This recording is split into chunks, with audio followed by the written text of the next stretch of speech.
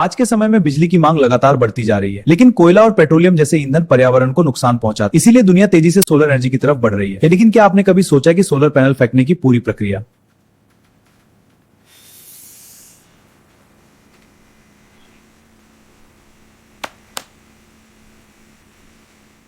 Solar panel बनाने के लिए मुख्य कच्चा माल होता है silicon, glass, aluminium frame, EVA sheet और बैक शीट। सिलिकॉन खास पर बनाया जाता है और यही सोलर सेल बनाने में सबसे महत्वपूर्ण होता है।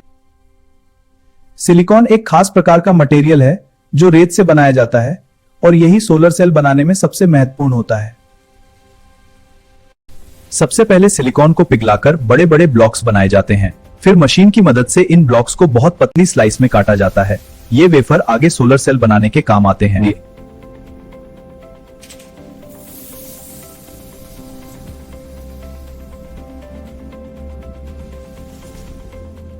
अब इन वेफर पर खास केमिकल प्रोसेस की जाती है। इस प्रक्रिया से वेफर में ऐसी क्षमता आ जाती है कि वह सूरज की रोशनी को बिजली में बदल सकता है। इसके बाद सेल पर मेटल कोटिंग अब तैयार हो जाता है, सोलर सेल है।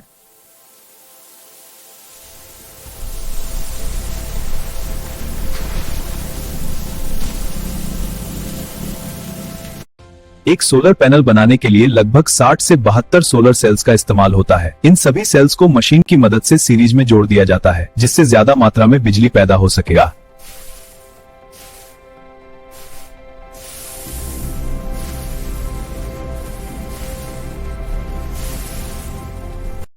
अब सोलर सेल्स को कई लेयर्स के बीच रखा जाता है, glass, EVA sheet, solar cells, EVA sheet, back sheet. इसके बाद इन्हें एक मशीन में डालकर गर्म किया जाता है और दबाए। इस प्रक्रिया को लैमिनेशन प्रोसेस कहा जाता है।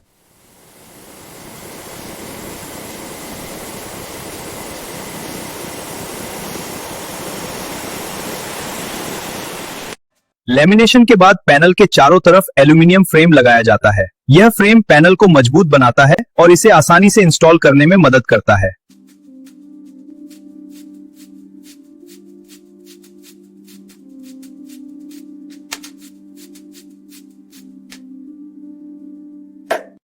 पैनल के पीछे जंक्शन बॉक्स लगाया जाता है। यही बॉक्स सोलर पैनल से निकलने वाली बिजली को वायर के जरिए बाहर भेजता है।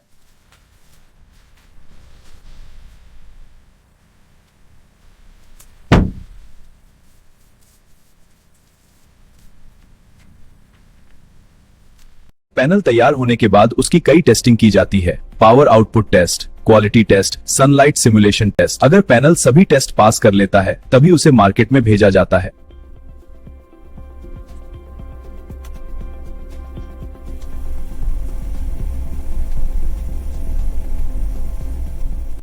आज पूरी दुनिया में सोलर एनर्जी का इस्तेमाल तेजी से बढ़ रहा है। सोलर पैनल के फायदे: बिजली का बिल कम होता है, प्रदूषण कम होता है, पर्यावरण मुसीबत भी पसंद रहते हैं।